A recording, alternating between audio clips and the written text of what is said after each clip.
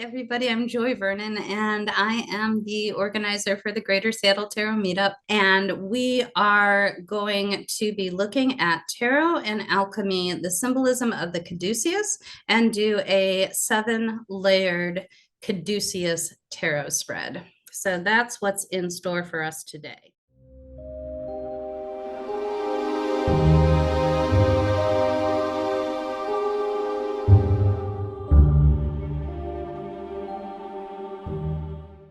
This actually originally was supposed to be done last time when we had, so we've been doing that tarot and alchemy thing for the whole year. And then last time when we had the conclusion, this was supposed to be in my section, but timing did not work very well last time. And so I ended up with a very short amount of time to do my share, and we had to really kind of zip through it without any chance to do the spread. So we're going to rectify that this time and take a full 2 hours, go over all the symbolism and discuss the different levels. Because of the fact that it's so much review, this is actually totally fine if you are new to the topic, because just because, like I said, we'll cover what everything means. So you don't have to be, you don't have to have been with us the whole year. So here we have Tarot and Alchemy, the Caduceus Symbolism and Spread.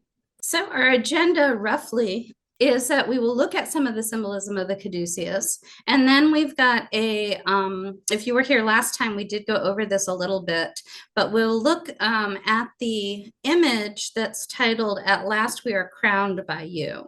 Then we'll look at the Caduceus as a symbol of the 7 stages of alchemy, and we'll learn the basic tarot spread that is then repeated for each of the 7 levels. And that's basically what it's called, crowning the 7 stages. We'll talk through each of the 7 stages, or as far as we get today, and do the spread for, again, as many levels as we can get to.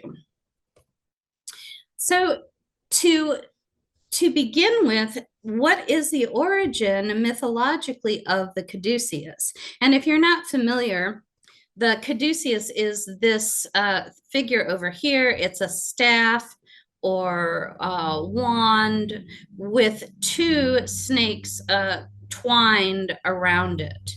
And it is considered to be a symbol of Mercury.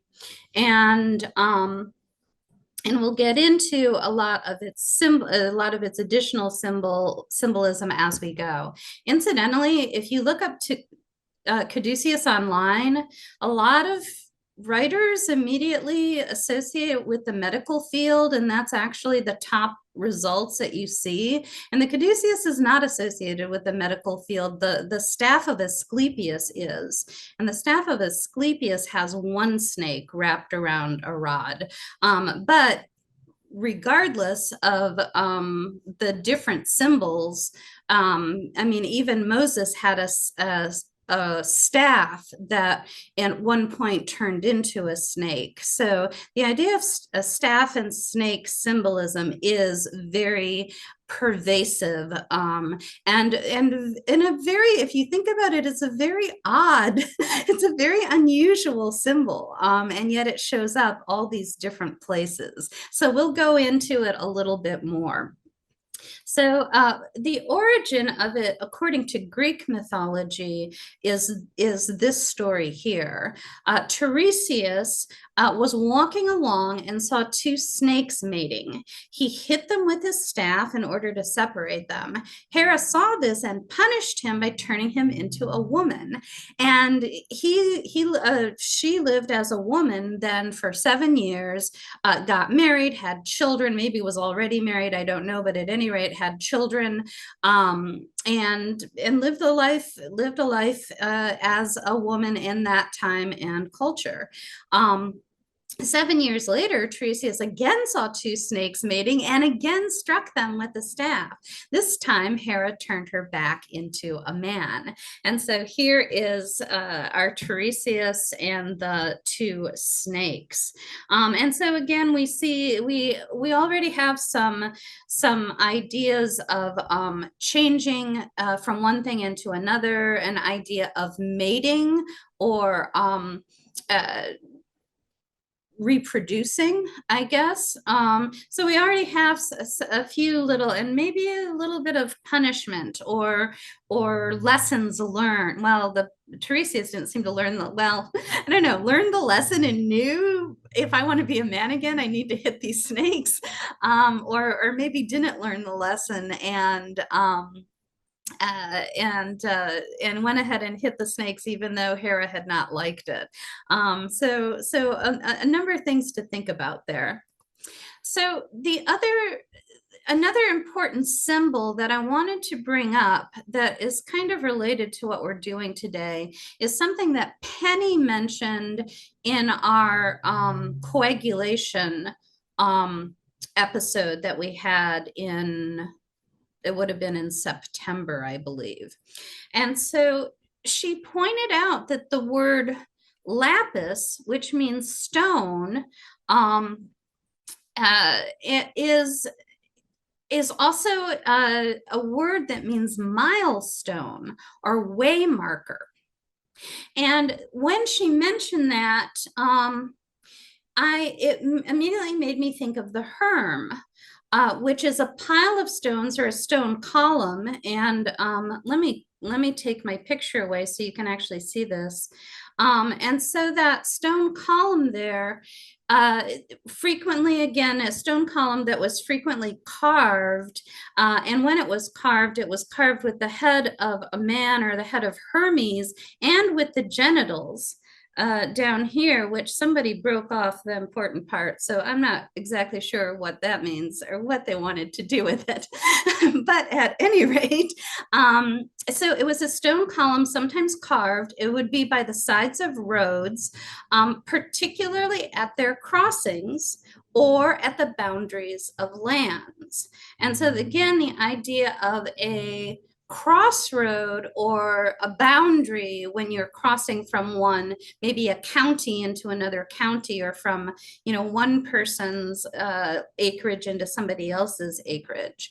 And so due to this is one of the reasons that Mercury is symbolic of boundaries and transitions. So then we have this image here. At last we are crowned by you. And that's this phrase up here, Tandem Pervos Coronamur. And so I plugged that. Of course, I took two terms of Latin in college, but I don't remember any of it. I plugged it into Google Translate and came up with "at last we are crowned perverts." And I was like, I don't think that's right. And so I thought, well, V in Latin is usually a U. So I tried changing the V to U and got "at last we are crowned Peruvians." And I'm like, okay, I still don't think we're there yet. And so I realized, well, per is a word by itself. So what if I put a space between per and vos? And then at last we are crowned by you. And I was like, okay, that's what it's supposed to be. At last we are crowned by you. But then I started thinking about it and I was like, well, wait a second. One thing I thought is that tandem, I thought, well, that's about two. And Mercury is associated with two. Mercury is considered either neutral or associated with both the solar and lunar sects in astrology, SECTS. I know with all of our talk already, you're like, what, Joy, where are you going with this? No, SECTS, both the sun or solar sect and the moon or lunar sect. And so he kind of goes both ways in that sense.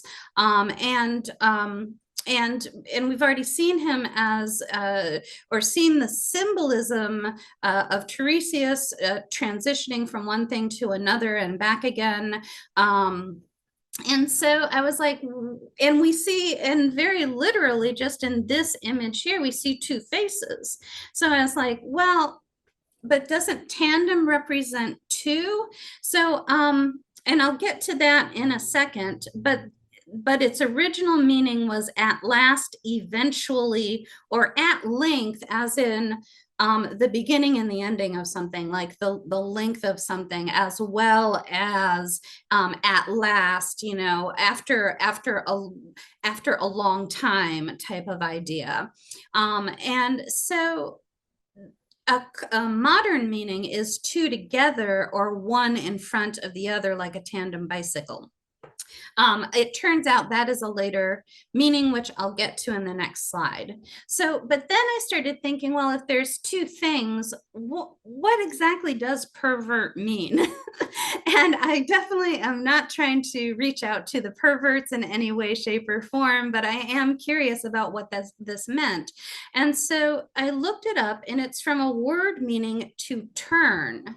And it's like, oh, that is very interesting. So maybe we are crowned perverts if we use it as a more simple meaning of things that turn, just like that staff turns into a snake, or just like Tiresias turned from a man to a woman. You know, we are, through the alchemical process, we are turning from one thing into another. And so Hermes marks the way, marks the boundaries and crossroads. And so this opens up a series of questions. Where are we going? What are we turning into? And who are we going with if there is that sense of tandem? Is there two expressions that we are with? We might be going with a partner on a tandem bicycle, or we might be going by ourselves, but addressing both sides of us. So I did look up the word tandem as that carriage pulled by horses harnessed one behind the other. And then later on, I think it mentions 1884 bicycles with two seats. But it's from 1785. And our illustration here, and you can see this, I have more info on it down here. That illustration is from 1705. It's from a German astrological text, 1705. So certainly a word will be in use prior to entering into a dictionary.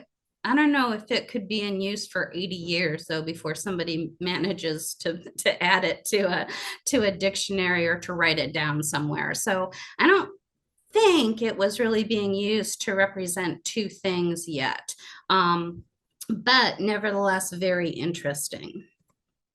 So I wanted to take a look briefly at the 7 stages of alchemy. And this is an illustration originally from Basil Valentine, but it's called the Azoth.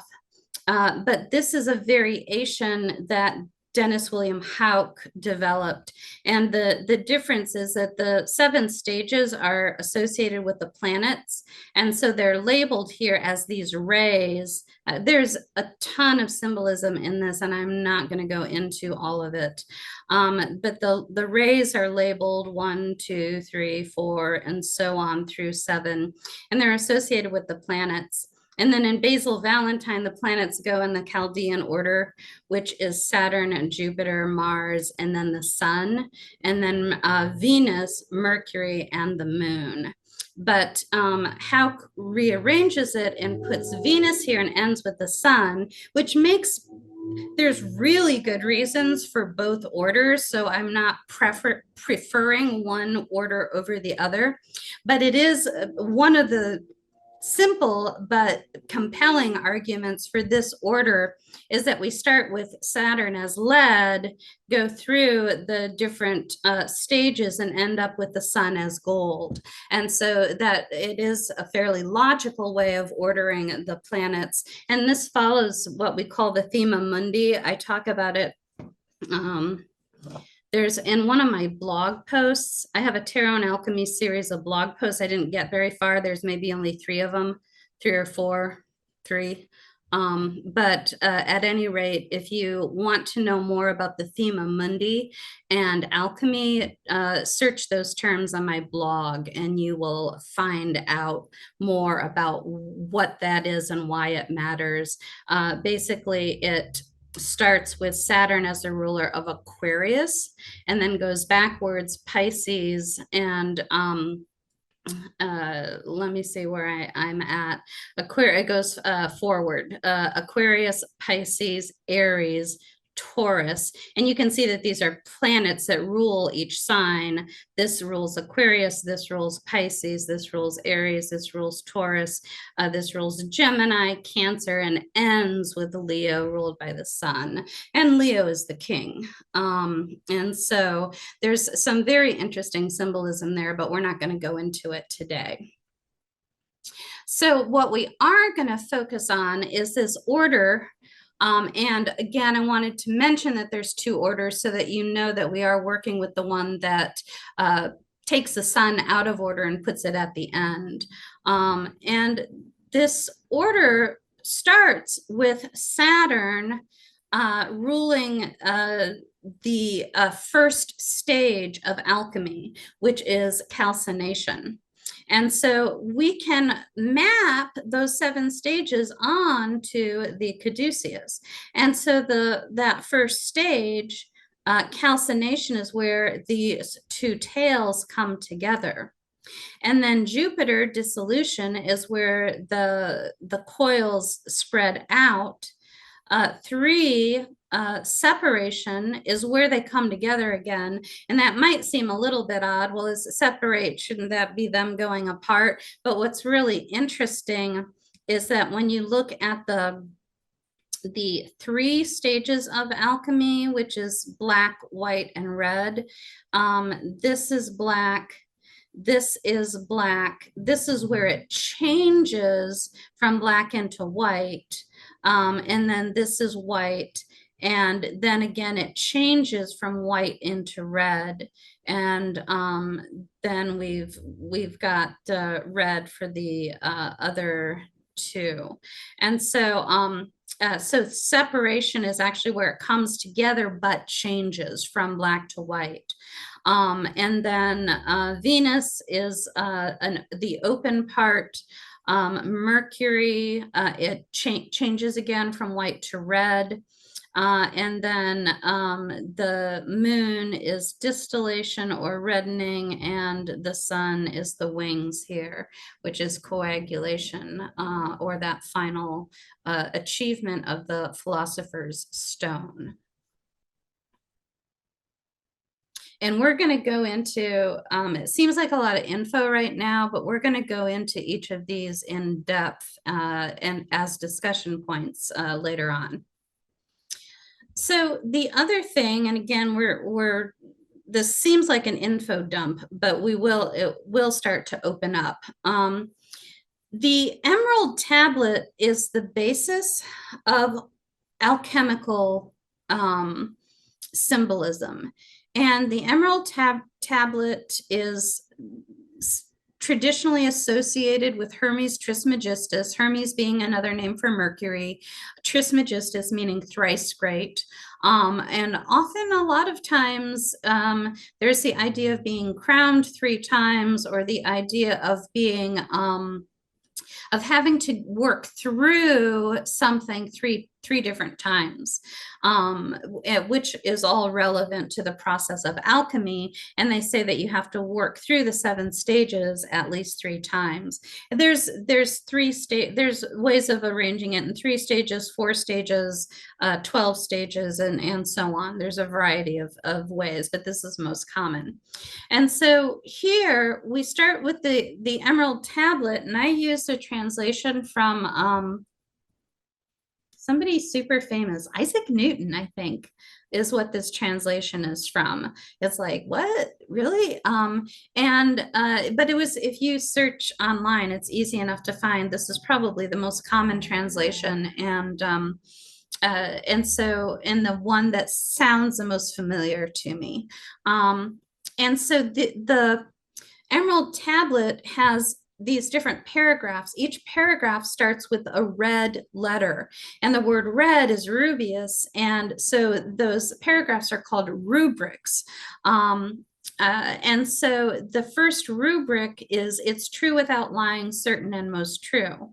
In his book, The Sorcerer's Stone, mentions a phrase of the Emerald Tablet for each of the stages, but he doesn't mention it in calcination or in dissolution. And so anyway, that one matches up with Saturn. These are the 7 stages here. These are the 7 rubrics. This is what Hauck had to say about it or not. Those are the matching planets. Those are the matching stages. If you go the 3-stage route, which was black, white, and red, it maps that way. 4 stages maps that way, adding in, it's just two black, 2 white, you add a yellow in and 2 red. And then the caduceus, whether it's together or apart. And so we'll be looking at this in more info in more detail later on, but I did want you to have a chart of all that information at one place in case you need to refer to it. I know this might just, again, sound like an info dump at this point, but I promise we're going to go somewhere with it. So now let's talk about the basics of the spread. And so we've got the Crowning the 7 Stages Tarot spread. And what I wanted to focus on was the idea that if you see those 2 faces, one face is looking over this direction to what we call a globus cruciger, or a cross and orb and orb crowned with a cross. I forget what else it's called, but it's a globus cruciger. And this face is looking, this one is looking straight out and appears to be well lit. This one is facing down and appears to be in shadow and is looking towards a caduceus. And then above the head, and it is Mercury, it looks like wearing a traveler's cap, which is one of his symbols. There is a sun and a crown. And so those are the 3 things that we're going to be looking at. You'll see that there is a moon here to represent the lunar or feminine side, which is shadowed and looking inward. There's a sun here, representing the solar side, which is well lit and looking outward. And then the planets, Saturn, Jupiter, Mars over here, the sun is right here, and then Venus, Mercury, Moon are up above. So 6 above, and the sun itself is right here. And so also, this is important. I use the word left and right as you're looking at the picture, that the globus cruciger is on the left of the picture. However, it's very important to note that the character is holding it in their right hand and that the caduceus is held in the left hand. So I went for convenience so as not to confuse you too much, although very possibly I made it more confusing. And if so, I apologize. So globus cruciger, caduceus, and crown. So this is the first point where I wanted to open it up a little bit to some discussion or some, and just kind of, I guess, a little bit of a, just a little question for you. I wondered how many of you are already familiar with those things as symbols. And if you are familiar, if you can share in your experience what those symbols mean. So the globus cruciger, have you seen it before? If so, what does it mean to you? The caduceus, have you seen it before? If so, what does it mean to you? And as always, feel free at this point now to unmute yourself and jump in with any thoughts or any comments that you have about that. Well, I have a couple of thoughts on that image. One is like the columns, the architecture, so to speak, forms a gateway that you have to pass through, it seems. Yes. And there's that sort of that greenery there, and it's the same type of greenery that you see on the world card, Absolutely. the Waite Smith deck. And I was just kind of pondering the sort of the pattern of the planets, how they're laid out here. And like on your table, you start with the Saturn. And so when you start with Saturn, you kind of descend to the left, and then you continue on the other side with Venus, and you ascend to the moon. And at the center is the sun. So that there seems to be some kind of, I don't know, a process going on with these symbols. And even the Caduceus, pardon me, Caduceus, there's the snakes form kind of like almost like a helical spiral, and there seems, I was thinking there seems to be kind of a correspondence with the Kundalini and the chakras and all that. I don't know. So it seems like there's a whole bunch of stuff going on in this image. Yeah, absolutely. They are arranged almost in a circle going this direction, going that's counterclockwise, going this way down to the sun and back up. So certainly kind of this counterclockwise movement through that. Absolutely, Kundalini energy is without a doubt a very important meaning for that. Yeah, not only is this exactly like the world card in the Rider-Waite-Smith deck, but there's even a figure 8 ribbon around it, just like in the Rider-Waite-Smith deck. In the Rider-Waite-Smith deck, of course, that is rounded into a complete oval and has another lemniscate ribbon at the bottom. So yeah, a whole bunch of really good points. Thank you. Who else has some thoughts on this illustration or on the specific symbols that I mentioned? Although the DNA strand isn't found until many years later, Caduceus looks a bit representational of the DNA strand with its twists and turns and crosses. Yes. At the same time, the ball and the cross are, to me, they also represent masculine and feminine, or contraction, expansion energies. So I think that those two are well matched, balancing each other. Yes, somehow intertwined. Absolutely, I agree. I don't know if this is a stretch, but it also reminds me of like kind of the journey of a planet when it goes retrograde, like say Venus, or I know Mars is in retrograde soon or now, but like it goes to the underworld and back up the other way. I don't know, just the fact that it like goes under the sun and over like under the arch and back. I don't know. Yeah, and actually, I think it is Saturn that stations direct today. Yeah, for sure. I think Jupiter might still be retrograde.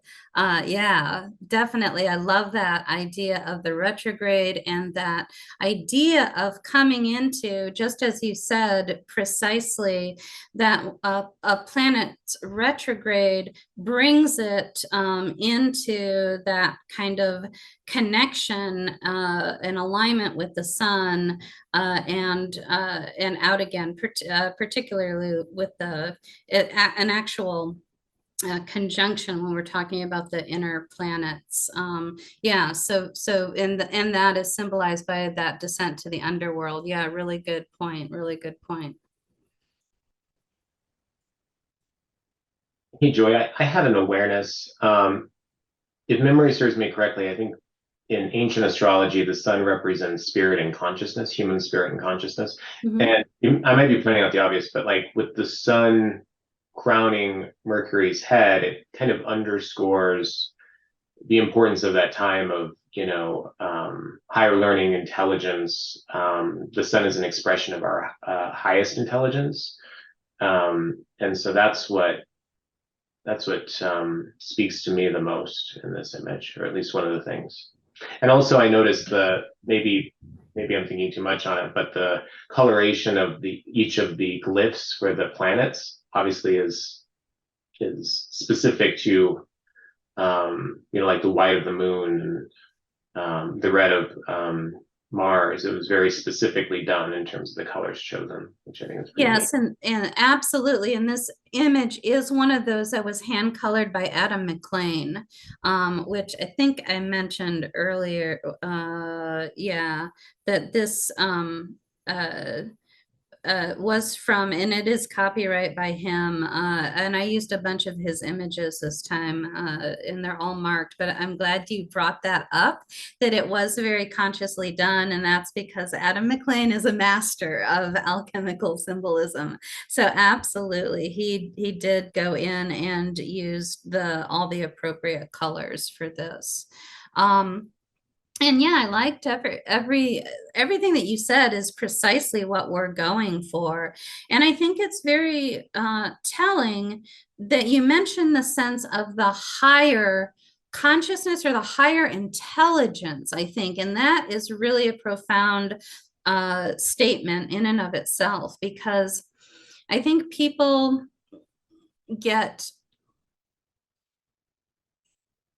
I think there's a confusion between basic intelligence and that higher intelligence. And I think that the basic intelligence and an external, the light is shining on me, I see things clearly, I understand this, that's basic intelligence. And then there is a more difficult experience of having to look within and look down. And that is where we really transform and go through that evolution represented by the Caduceus, evolution as in the development of the DNA, as Will and Robert pointed out, the energetic development and transformation that we get from working with Kundalini energies, or the body's energetic centers, or meridians even. And that is a very internal, private process. And then as a result of all that, then we are crowned with the higher intelligence, as you said, and that higher level of consciousness.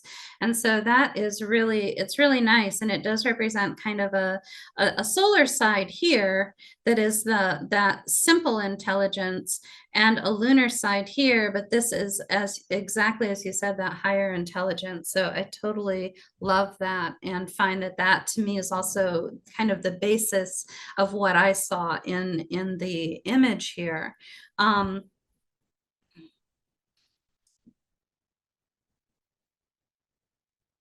Was there something else I want to say? Maybe I thought there was, but I can't remember it right now. But yeah, so that's right. That's right. Exactly where I was going with this symbolism. So let's go ahead to the next slide. And so here, and of course, this is going to be our tarot spread. There'll be a card on again, I said left out of simplicity. It is the character's right hand holding that globe. That's the globus cruciger. The symbolization is the outward or outer experience. It is a symbol, traditionally the globus cruciger is a symbol of authority, and frequently you'll see the emperor holding that in the tarot deck. And so temporal authority, worldly power are common symbols of the globus cruciger. It's used, it predates, the symbolism of it predates Christian usage. I don't think it predates Christianity, but I think it predates the usage of that symbol by the Christian artists or Christian iconographers, what is the word? There's a stress that I'm not getting, but at any rate, it is often used in Christianity to represent the cross, whether it's a sacrifice of Christ or whether it's just a symbol of God over the round orb of the world. And that works as spirit over matter more generally. Its origin is in Roman times, not a Christian origin. And then over on the right-hand side, which again was the character's left hand, is the Caduceus, and that to me was looking within. It represents reciprocity, the snakes kind of coming up and coming down again, or the two sides, which I think, if I remember correctly, which I don't work with this symbolism myself, but in the body, when you're meditating in the chakra system and the meridians, there's the idea of the two energetic streams that go up the spine, and it's, I believe, called the Ida and the Pingala. And so there is again, there's like a balancing or reciprocity that happens when you're working with those streams, and that they kind of go up and come down and go up and spiral down again.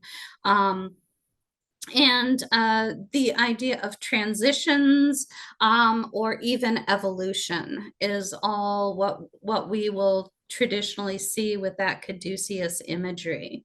And then going over to the crown, at the above the head of the figure, I mean, it simply symbolizes above. There's left, right, and then there's above and below, and the crown is representing that above. And you could see even in the image, he's on a pedestal, and so the idea of being elevated, that he's not down on the ground, he is elevated. There is kind of a victory. These things are arranged as just like at the Olympics or anywhere else, you know, the top person's on the top and the second place and third place are down at different levels. You know, he's a victor is part of what we see there. And so the idea of the crown as being above, it is the descent of spirit, and the symbolism of a crown with the rays that come above. I'm doing hand motions and I've turned my camera or my image off. Let me turn it back on. So I'm like talking with my hands and you can't see any of it. So that crown with the rays up above the head represents something that is not of you, which is above you, but links you up to spirit. And so and in many ways it is the descent of spirit into the person wearing the crown. And I think that is obviously an important symbol of what a crown represents, but even energetically what it does. And if it doesn't make sense to you to think of like a king getting crowned, I think of even anytime somebody receives a crown, and I went to like a beauty pageant winner, you know, they get that diadem or that crown, and you can I think you can imagine either what that feels like to have that you completed this, you did the best, you have this new power and this new authority, and to have that placed on your head, there's a very powerful feeling that would go along with that. And so thinking of that as that descent of spirit is and a symbol of authority as well. But a higher authority again than the worldly authority or temporal authority that we see over with the globus cruciger. So descent of spirit, victory, achievement, and glory. There is I always think of the word glory as being the brightness of an aura, a clear aura. And so glory is just like you've earned the placement of the crown clears the energy clears the aura by connecting to spirit, but also is symbolic of a certain achievement that you've gained, that is not just a physical and temporal achievement, but that is a spiritual, what do they say is a sacrament, is it a sacrament that's a outward and visible sign of an inward and spiritual grace? It's that kind of, not to associate a crown with the sacraments. Somebody's like, Joy, you're totally sacrilegious. but I think you could extend the metaphor and see where I'm going with it. So it is the beauty queen's crown is a sacrament, the outer and visible sign of her inward and spiritual grace. So probably not precisely, but you see what I'm trying to say. So here's our tarot spread itself. The left, again, being the globus cruciger. At this stage, what have you already accomplished? What is your authority that you've already achieved? Where are you strong? What is your foundation? And then to the right, the Caduceus, at this stage, how can you grow? And that, remember, is the inward looking. I've achieved something so far. Now I'm ready to take it up to the next level. I have to look inward to do that. What helps you transform? How do you know you're evolving? So these are, I always like to use more generalized positions in card spreads to give you more to think about and process as you come up with your interpretations for the cards. So contemplate when you pull cards for each of these stages, and we'll do it 3 cards per alchemical stage. We'll start with calcination, and at the stage of calcination, what have you already accomplished? Where are you strong? What is your foundation? At the stage of calcination, how can you grow? What helps you transform? How would you know you're evolving out of that stage of calcination into the next stage, et cetera, et cetera. And then the card 3 above the crown, that would be at this stage, again, calcination, or whatever stage we're at. What can you achieve when you're done, when you've completed this? What will be your victory? What new energy will be present? What descent is given to you when you have crowned this stage? What will be different for you? So that's the spread. Now we're going to go into the next section. And so here we're going to go step by step through the 7 stages. And so we've got and this is where we'll just see, we've got an hour left, and we'll just see how far we can go. We definitely won't get through all 7 of them, maybe 2, maybe 3. But we'll look at the emerald tablet, the planet. We'll look at the descriptions of the stages are primarily taken from Dennis William Hout's book, The Sorcerer's Stone. And we'll look at the Caduceus. And I have a Caduceus up after each slide so that we can talk about it. There is the Dissolution one. We'll be able to talk about that. And we'll just go through all 7 of the stages. And I want to go ahead. I think what I want to do is cover the last couple of slides, and then go back and go through this discussion point by point. So that is the link to the Tarot and Alchemy playlist on YouTube. If you go to YouTube and just search on Joy Vernon Astrology Tarot Reiki, I think you will find my channel easily enough. If you really like copying long lists of letters and numbers, that's the actual link. If very possibly, I don't know if this works or not, very possibly in the PDF, you can click on that and go straight to that playlist. And then, of course, because I want to kind of close down I'm not going to close the slideshow because we're still going to be looking at those slides, but I do want to go into this kind of conclusion, so that I don't have to remember to do it later. But as always, thank you for attending the Caduceus Spread. There's my website, joyvernon.com, for more information, classes, or to schedule a reading. My blog has tons of posts on tarot, astrology, alchemy,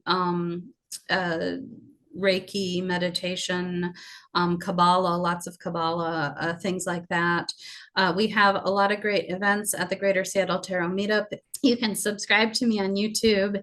And as always, much thanks and gratitude. I really enjoy doing these. I'm so grateful to see, especially with fairly esoteric topics, that a lot of people come out for them. You can, if you want to make a donation, they can be sent via PayPal, and there is a link. So that is the conclusion of that. Is this, are you guys liking this? Is this interesting? Is it too much of an info dump? Are you able to pretty much follow along? How are you feeling about this so far? Love it? Okay, awesome. Well, okay, one person. Okay, thumbs up. Thank you. Thumbs up, I will take. Agreed. Super awesome. Okay, that works. Very cool. Okay, good. Okay, I'm happy to see that. If anybody was like, oh my God, Joy, you lost me, I'd be like, okay, hopefully we're going to slow it down in the next section. So, but people are saying they're liking it. So good. Let me go ahead and go back to the slideshow then. Okay, so here we are in, this is the depth, the deep depth of using this tarot spread, because it seems like a simple 3-card spread. It's based on the Caduceus. It's based on this cool picture of this Mercury guy, but it's a very powerful, deep spread. And you're going to start to get the vibe of that as we go through how expansive and extensive the symbolism is for each of those 7 layers. And so we're doing one layer at a time. And right now we're going to start at the bottom of that Caduceus, that first place where the tails crossed in the image that I used here. And I do want to, the traditional Caduceus will end up having 7 layers to it. And that's another thing I want to do, is just to kind of help you see that. This has, let's see if it's the same. It's 1, 2, 3, 4, 5, 6, 7. And then even if we go to the very beginning, with the other Caduceus that I had, it doesn't have as many links. The tails are not crossed here, so it's only got 1 circle instead of 2 circles, but we still would count the tails as 1. That would be 1, 2, 3, 4, 5, 6, 7. And so that is when you're working with alchemical symbolism, that is what you will primarily see as a Caduceus that represents those 7 stages. So, so we're at the bottom stage, and in the illustration we have, the tails are actually crossed. And so it's the first place things are coming together. It is the first kind of twist as we step away from our normal path that we were walking, and we strike those mating snakes with that stick, and get onto a new path. And that's what that crossing is that transition out of our old way of doing something into this new level of development that we're going to enter into with our study of alchemy. And so the Emerald Tablet says, "'Tis true without lying, certain and most true." And I want to open some of these up for discussion. This is the first rubric, or the first paragraph of the Emerald Tablet, which again was attributed to Hermes Trismegistus. And it's associated with, therefore, the first stage of alchemy, which is of the 7 stages, is calcination. And so it's very interesting to talk about truth in that very first one. And yet he doesn't just say, I'm going to tell you the truth now. Do you ever, I think it's really interesting when you get to I don't have kids or anything. I think anybody that has kids are really fine-tuned into how to tell if somebody's lying or not.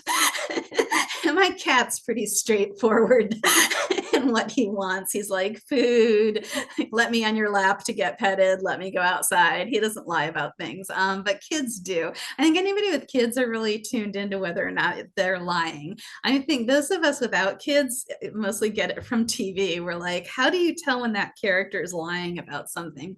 And one of the clues is when they repeat themselves quite a bit.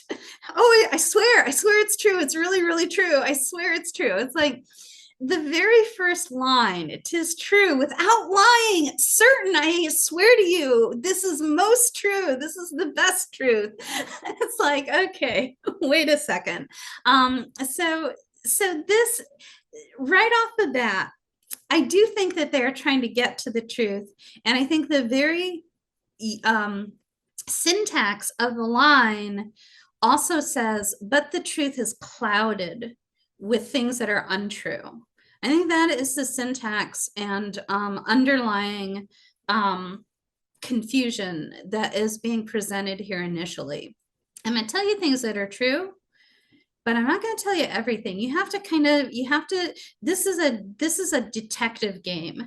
You have to start putting on your detective hat, and you have to look for clues, and you have to figure out which are the things that are literally true, which are the things that are symbolically true, which are the things that are figuratively true, what are things that are capital T true, that might be totally factually false. So that's how I think that this starts.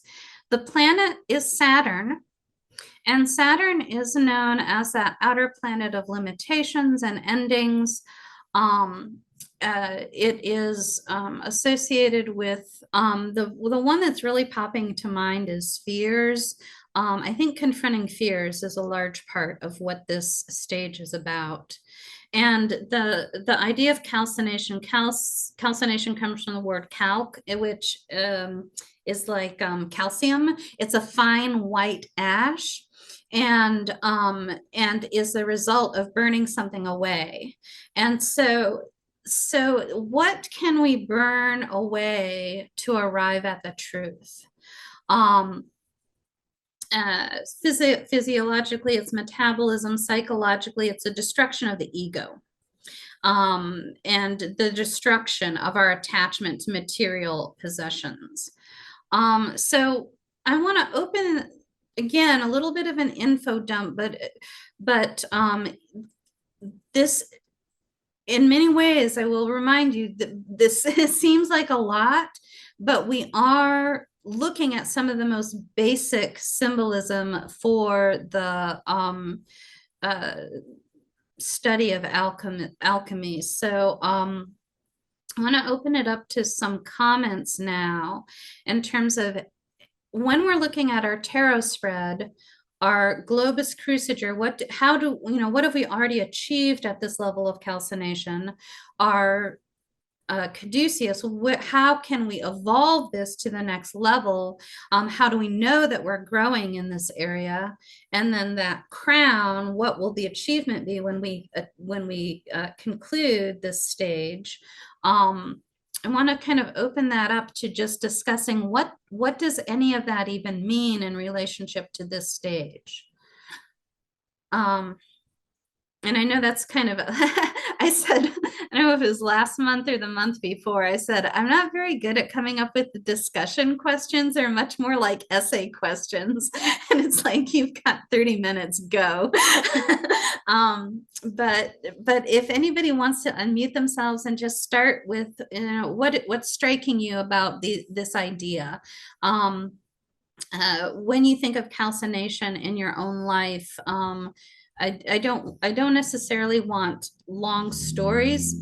I know that that's to try to make it personal, that's the best way to do it, but I also need faster ways of looking at this. So to open up that discussion, how are you relating to this idea? I think is the best thing that I can ask as an easy question. It reminds me of a Latin phrase, Igne natura renovatur integra, fire restores nature to its integrity. Yeah, say that again. I think that's exactly right, but there's a car going out outside and I didn't hear everything. It reminds me of a Latin phrase, fire restores nature to its integrity. Oh, yeah.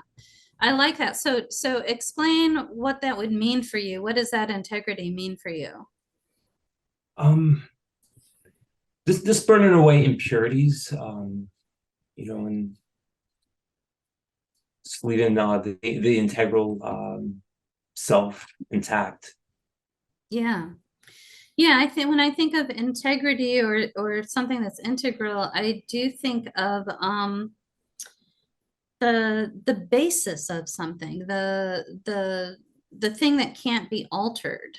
There's all these layers that are variable, but at the base there's something inalterable, and I think that to me is what integral is about, or integrity is about. And Saturn, among other things, is associated with Capricorn, which is a skeleton, and Saturn itself is associated with bones. And so yeah, it's just like what is underneath all of the whatever my body is doing, whether I'm fatter this year or skinnier this year, or have my hair different, which I've never had it any different, or if I decided to wear makeup this year or not, or what I'm wearing. All of those external things can be changed, but my bones are much more consistent throughout my life. Obviously, there'll be you can break a bone, or there can be, again, calcium deficiencies that cause changes to that skeletal structure. It's not guaranteed or anything, but it is the most stable part of us. And so, yeah, that integrity. What other ideas do we have about this?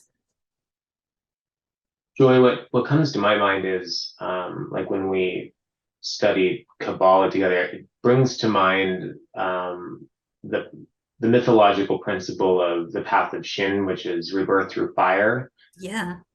That immediately came to my mind. Yes. I'm not sure how to perfectly link it to this, but that's what came to my mind. That is perfect, because then the symmetrical path of Koth could certainly work with dissolution, our next stage, as well. In the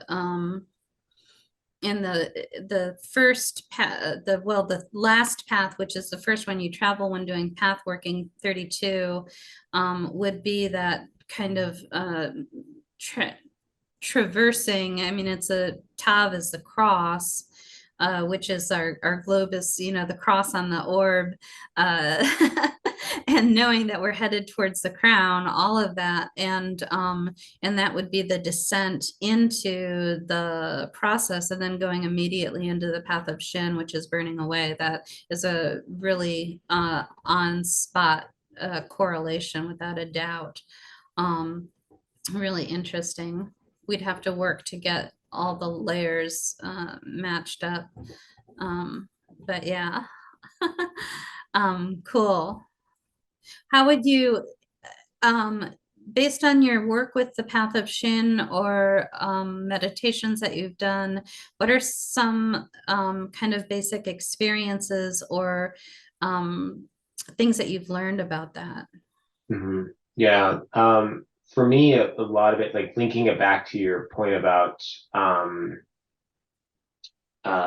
this particular stage relating to our base fears and moving through those, I've found energetically with rebirth through fire, path of Shin, that there's a redefining and a kind of almost a rewiring, or moving through those fears that are the most basic for us. You know, I think we share some of those things, but I think depending on our life experiences, they can look a little different. And moving through those and redefining them, and in a way that changes our experience of life, at a foundational level. Yeah, absolutely. And I think that's really a good point, because the first step of the spiritual development, I remember spirituality, there is such a urge on the lower intellectual level to try to understand spirituality from a logical viewpoint, from a possibly even a scientific viewpoint, definitely from a psychological viewpoint. And whereas I think there's absolute value in comparing things, there's something that is very different about spirituality, and it functions differently. Even if you do make a comparison to psychology or to physics or anything, they function differently. And I remember talking about path working when I did have a psychotherapist in class, and she was shocked that our very first meditation would take us to the underworld. She's like, oh, that's psychologically dangerous. You shouldn't do that, et cetera, et cetera. And yet, it's not quite about psychology when you're doing this kind of work, although it does affect us on all levels without a doubt. And so, yeah, in spiritual work, the very first step, whether you're doing path working, whether you're doing alchemy, is a very apparently, if it were to be literal, it would be apparently a very dangerous experience, and does bring up a lot of fears. And I think that is something that immediately dissuades people from even giving it a chance. There are obviously, somebody mentioned Jungian psychology, and Jung did work a lot more with spiritual symbolism. So there are absolute, he developed shadow work as a result. There can be a lot of power in really facing these fears on that physical, psychological, emotional, spiritual level. So yeah, nice example. Anybody else have anything on this on this stage that they want to discuss? I'm ready to get some cards out, but I'll take a second and give anybody, so grab your cards, but I'll give you a chance if anybody else wants to add here. And unless and until somebody does, what we're going to do now is shuffle up our decks, and we're going to think about this first level here. Any experiences you've already had at this level. Oh, I know what I was going to say before. When we first went through the Tarot and Alchemy series, when we first began it, somebody asked a really good question. They said, are these stages always done in order? And I think we hemmed and hawed because we weren't sure. And we did all agree that certainly the stages have to be repeated. And so I was thinking about it again in terms of, oh, well, have I already done this stage? Am I done with it? And this is the conclusion that I've come to at this stage in my own development. So open to interpretation, open to development, is that I do think that the stages are done in order. I do think that this is a linear progression, and that these stages do have to be done in order. I do know for a fact that we do have to do them multiple times. Three is a common number, but certainly over and over again. You can do the 3 sets, repeat the 3 sets multiple times. I do think that when we do this process, that we can do a really bad job at some of the stages and still manage to advance. I think you can get an A and advance to the next level, I think you can get a D- and advance to the next level. I think if you fail the level, you have to repeat it until you get at least that D- to go forward, but you don't always do every stage well. And so that the idea of then going back and repeating them all, I think helps you to see where your gaps were and what you can do to really integrate all of the lessons from that stage. So a lot of you are maybe I mean, we've got all levels here. So some of you have certainly done this level before. Some of you have possibly already done it multiple times. Some of you might be brand new and being like, oh, I think I made a wrong turn, Joy. I thought we were just talking about tarot today. I don't think any of you have made a wrong turn. I think you're all here for the right reasons. But yeah, we've turned onto a new path. And so we are always beginners, and this is that beginning step. And so we are asking ourselves at this stage of calcination for me right now today, those 3 card positions, the globus cruciger, what have I accomplished in terms of calcination so far? What have I already achieved? What is the foundation I have coming into this? And then the Caduceus card 2, how can I look within? How can I transition? How will this stage change me? How do I know that I'm evolving? And then card 3, the crown, when I complete this stage this time around, what will I achieve? How will I be different? What energy will descend upon me? What new energy will be present? So shuffle your cards, shuffle your deck, pull those 3 cards. I'm sure most people have already done that while I'm us talking. Let us know when you're ready. Jot down some ideas if you want to. When you're ready, let us know what you have and how you think it relates to this stage.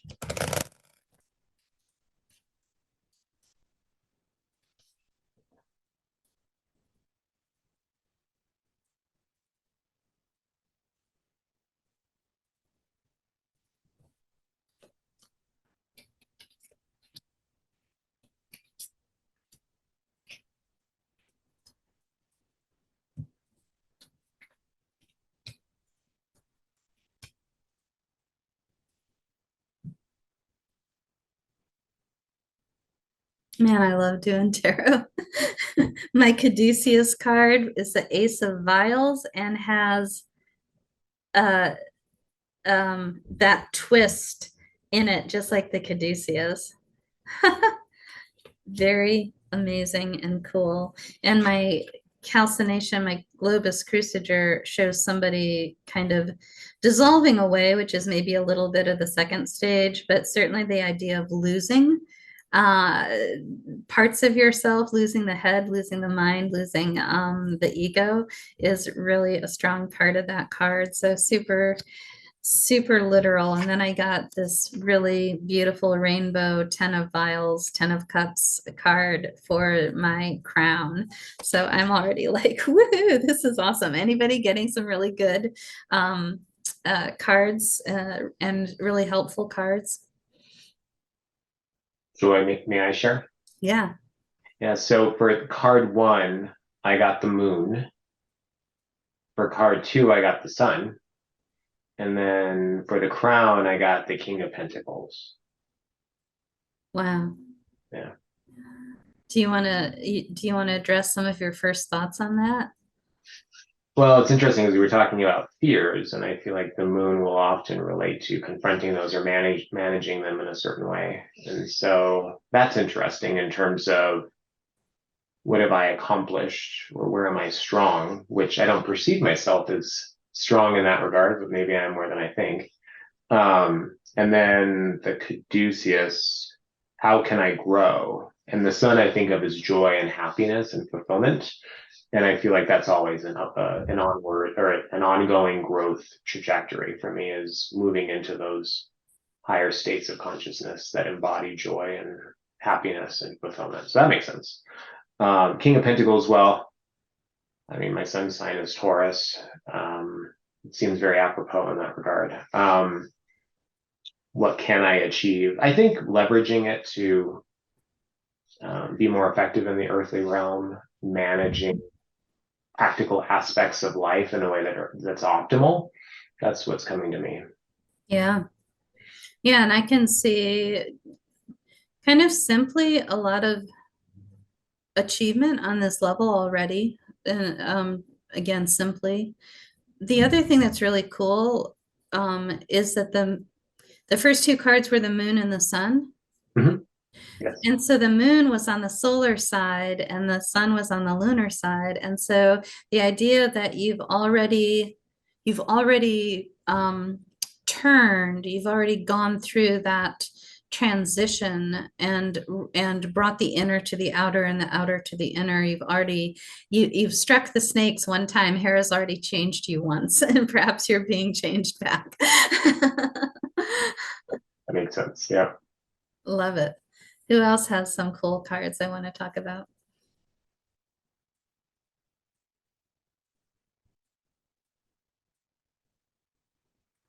I can go. I got the Eight of Cups for the I'm sorry, what was the placement? The outer, what's it called? For the golden sorry, Cedar? close. Yes, that's it. So I got the Eight of Cups reversed, and for the crown, I got the Hierophant reversed. And then the Seven of Circles for the Caduceus. Oh, nice. Yeah, so I guess Eight of Cups reversed. I don't know, I just have to say, I read for clients all the time, but I really have such a hard time doing readings for myself. So this is a challenge for me. But yeah, I think like Eight of Cups reversed is sort of like, I think I know that I'm outgrowing like a phase right now. Yeah. And there's sort of like a bit of like this like maybe not grieving, but like just sort of like I don't know what to do next kind of vibe. But I think but I know that I'm meant to move forward. So that's the card on the left, and then the crown, Hierophant reversed. So I have a healing practice and a art practice, but I have a corporate job, day job, which is, it's not like I work like almost like a part-time job, but full-time. And I think like the Hierophant reversed is sort of like that kind of energy of like, maybe it's time to leave the corporate world. Yeah, and then the Caduceus card, I have this magician on stage, and yeah, this is sort of like all the culminations of things that I've studied and practiced, and maybe it's time to like reward myself and like really step on the stage to kind of be known as or be seen as and do my practice as like the center stage. I love it. Very cool. Very cool. Nice. Hopefully everybody's getting good results. I noticed the time, so I want to move ahead to our next one. You can see that even when I plan spreads, they're always enormous. So I don't mean to do that. But I'm going to go back to sharing and we'll go to the next level. and someday maybe I'll offer this as a full day workshop or something. Okay. So, and the next level, we've been at the crossed tails, and now we're coming into this first open section. And so the emerald tablet is the phrase, that's where we come across the phrase, that which is below. And so the emerald tablet says, that which is below is like that which is above, and that which is above is like that which is below, to do the miracle of one only thing. As all things have been and arose from one by the mediation of one, so all things have their birth from this one thing by adaptation. And just as a side note, the word mediation here, Hauck uses the word meditation in his translation.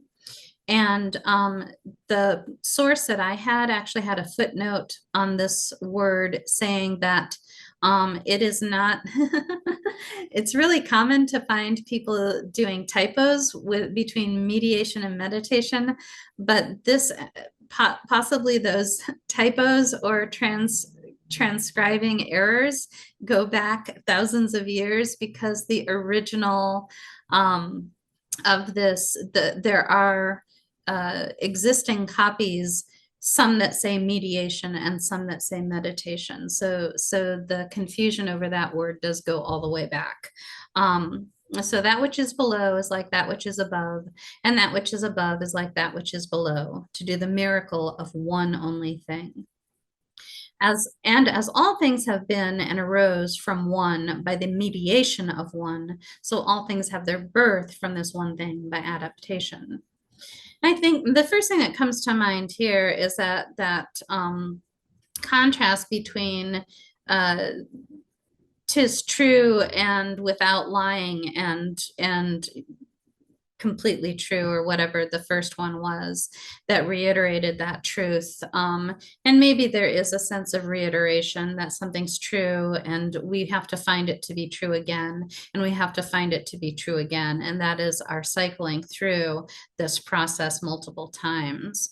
And that's the difference between the lower intellect versus that higher intellect, that just, oh yeah, I know that's true, to really having that tested and verified multiple times and being like, I know that that is absolutely true without a doubt. And so that finding that truth, I think, is the one thing. As all things have been and arose from one by the mediation of one, so all things have their birth from this one thing by adaptation. And I think that one thing, I mean, it's the prima materia, the stuff of which the basic material that we're working with, and that source of all. And an equation of that with truth is not unusual, and that all things come from it. And this is Jupiter in dissolution. Jupiter is expansive.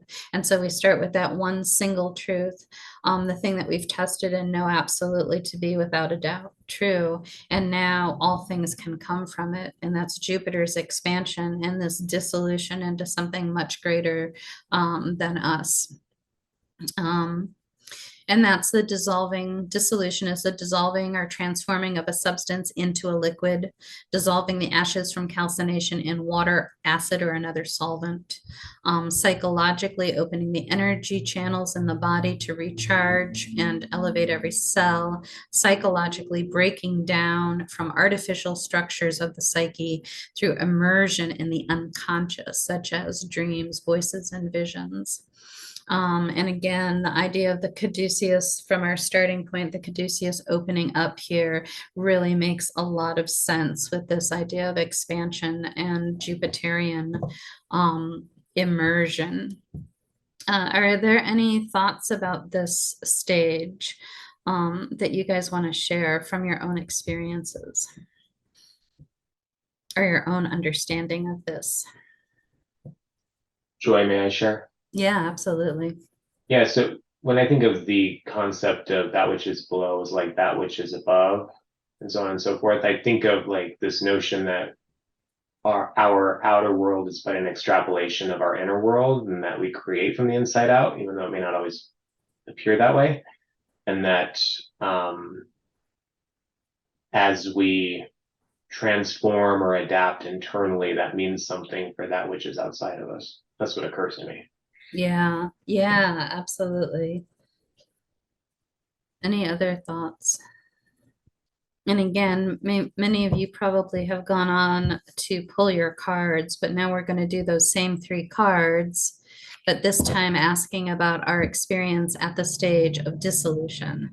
So what, globus cruciger on the left, what is my strength? What is my achievement that I've already accomplished? What is my foundation at this level? On the right, the Caduceus, how will I evolve? How do I know I'm evolving? What is my transition? And then the crown above, when I've completed this level, what will be my achievement? What new energy will be present, etc. And all focused at the stage of dissolution. And again, I'll stop sharing and let people share. I got all pentacles, which in this deck is the suit of tomes. So I think the dissolution part I'm pretty good at. I have the 10 of tomes, the mystic, which is the equivalent of the king, I think, because the creators are the queens, and the 8 of tomes. So I feel like it's just like you're doing it, just keep doing it. Question, do you leave out the other cards you pulled earlier out, or do you put it back in the deck? Good question. I put mine back in, but then as I was shuffling, I'm like, oh shoot, I probably should have left them out. So Okay. It apparently works either way, but yeah, I would go ahead and leave them out, I think.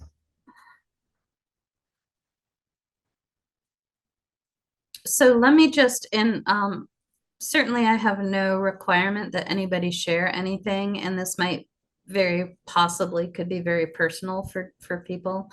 I'm going to check in though again and just say, are you guys liking this? Is it turning up interesting stuff? Is it helpful? Or do you feel like you're approaching this material in a new way that is giving you some new insights? I'll take a run at it. Okay, so but the interesting thing about the cards I got for the dissolution were 2 water cards and 1 earth card. The earth card was on the globus side. Okay. Okay, and then on the that's the 2 of earth, the 2 of coins or discs or rainbows or where, depending on what you're doing. And then the card and that one on my sinister side, my left hand. On my right hand, on the Dector side, I got Understanding, which is a water card, and that is like the princess of, or the page of water, page of cups. But the interesting thing about this first card and this deck is titled Moment to Moment. So to me, that was the solid kind of thing that I need to look at. And, moving into a moment to moment kind of situation where I'm not looking at the past, I'm not looking at the forward, but it's always here and now. So, and that's the solid thing. That's the kind of the gold thing.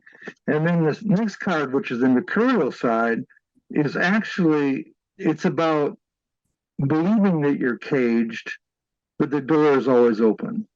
Believing that that you don't have the abilities or you don't have the knowledge, but you do. It's there. It's always happening for you. And then, of course, the crown is another water card, and it's the 8 of cups, and it's entitled in this deck, Letting Go. This is the Osho Zen Tarot.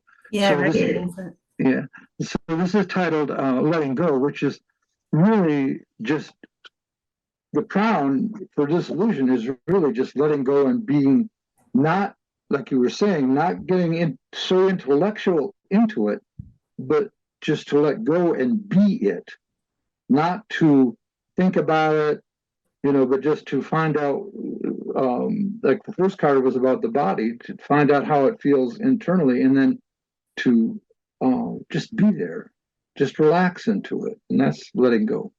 Yeah. So I like that. That is a on-spot perfect description of that dissolution process. So nice, very nice. Very good. I still don't understand you. And I don't know that we ever will. I'm finding all of this useful. I think I'm going to jump. We've got 10 minutes left. And I'd like to try to, is somebody saying I'm sorry, something? Joy. I have Yeah. a quick question, Yes. if you don't mind. I was wondering, then do you pull out those 3 cards for each stages eventually? Is that the whole process? Yeah. Okay, thanks. Yeah, for sure. Okay, I'm going to go ahead and go back to our slideshow. And we're getting faster and faster just because we've got little time left. Here's the 3rd level, and this is separation. And just getting through 3 levels, I think is going to be fairly significant. Like I said, I'm thinking I should do a full day workshop on this, so maybe I will. Watch for that. Maybe that'll happen in January. I don't know. So the sun is its father, is the emerald tablet. The sun is its father, the moon its mother. The wind hath carried it in its belly. The earth is its nurse. The father of all perfection in the whole world is here. Its force or power is entire if it be converted into earth. And Hauk does mention in the section on separation, the wind hath carried it in its belly, which does relate to this 3rd rubric of the tablet. Our planet is Mars, and our stage is separation. Mars is the warrior. His symbol is the sword. So the idea of cutting things apart is part of this. I think the fastest way to understand separation is to think of it tends to be very analytical. The element here is air. There are elements for each of the stages, and this one is air. The first one was fire. The second was water. This is the air level. And the separation is a very fine analysis. I remember a friend of mine owned an art gallery and had done some tarot work, and I used to visit him quite a bit when I lived. This is when I lived in Fort Collins, Colorado. I came in upon him one day at the gallery, and he had a bunch of grass and he was separating it out. And to me, it looked like, what the heck are you doing? I mean, you're putting grass into piles of grass. And he was doing some kind of part-time job for CSU and some kind of a I don't even know what the words are, but some department that worked with plants and things. and that was what they wanted him to do, is separate out various types of grass, parts of the grass. I don't know what he was doing. Clearly it needed a lot of fine analysis to distinguish between these different things, because it all looked alike to me in my inexperience. And that's what separation is about, is really distinguishing, making very fine distinctions between things and learning how to separate out the things that are not needed and focus in on the things that are.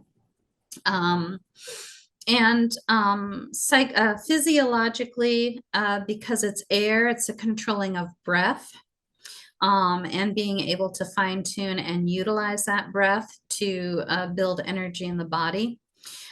Psychologically, it is the rediscovery, reclaiming, and reintegration of lost, rejected, or hidden parts of our personality. So that now that we've dissolved anything in our dissolution stage, now we get to some of the images for this stage showed a distillation apparatus and then showed usually 3 birds coming out of the distillation and going into 3 different alchemical retorts or containers of some kind, and they'd be usually 3 different colors. It makes me think of the I don't know if you guys did that experiment in high school. We used M&Ms, and so so we were all excited to bring in M&Ms that day, and you dissolve them all into something or other, and then you use this kind of fancy paper something and put it into this muddy looking solution, and then it separates out into this rainbow of colors from the colors that were in the M&Ms. And so that's that idea of separation, that we go from that dissolution into separation, and we start to see the component parts, the component colors, the component qualities of something. So again, I'm going to ask if anybody has any thoughts on this one, and if you want to start working with your cards for this level, you are welcome to. Also, you are welcome not to if you're feeling already like you want to spend more time, we've already gone through too much, you want to slow it down and take more time with it, that's also totally fine. So let me stop sharing.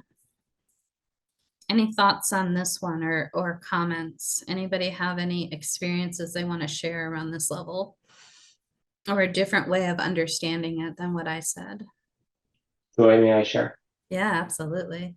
Yeah, what comes to me is the letting go of that which no longer serves. Like through the evolutionary process, we begin to recognize that things that once served or we perceived served a particular purpose, whether it's relationships or certain dynamics or whatever, that it's time to separate from those. And like the part about unworthy parts are discarded, sometimes through the evolution of the soul or evolution of consciousness, there's having to shed old skin or release those things that no longer serve us. That's what Absolutely. Yeah. And I think there's a recognition too, possibly. I do think all 3 of the first 3 sections are about releasing, identifying parts that don't serve, and all of this that we've talked about. And I do think that there's a little bit of part of that kind of pigeonholing or taxonomical arrangement that is associated with separation, is to be able to say, okay, this is good for this, but I'm not going to use it in these other parts of my life. You know, this has its place, but it's not going to be everywhere in my life. I see that we're already at the end of our time. And I love to talk about this stuff. I love having conversations with you guys and hearing all the really cool things you guys have contributed. I'm afraid we have to stop for now. Although if you need to rush off, please go ahead and do so. I will stay in for a few more minutes just to take any last questions or anything. I do hope that as abbreviated in many ways, this 2-hour exploration still is yet somehow abbreviated. Hopefully that you found a lot in it and are encouraged to continue your alchemical studies. And we've got some thank yous over there in the chat. Thank you. Yeah, absolutely. You're welcome. Are you gonna do a part 2 of this, or you're gonna save it for your 1-day workshop? I think at this point I'm going to save it for a 1-day workshop. I haven't advertised it yet, but I do have a 1-day workshop coming up in December that's called The Heart of the Dark Woods. And that is about finding our blocks within us and learning to work through them and getting guidance around that. And this would be in a 1-day workshop on these 7 stages would be a really good follow-up to that then in January. So so watch your email for both of those. I think you're on my list. Thank you. Is that based on, are we using tarot, or is it also based on alchemy, or just like a mix of different things? Or Heart of the Dark Woods is tarot and astrology. We're using your natal chart for that. great. Thank you so much. Yeah. Bye. Bye.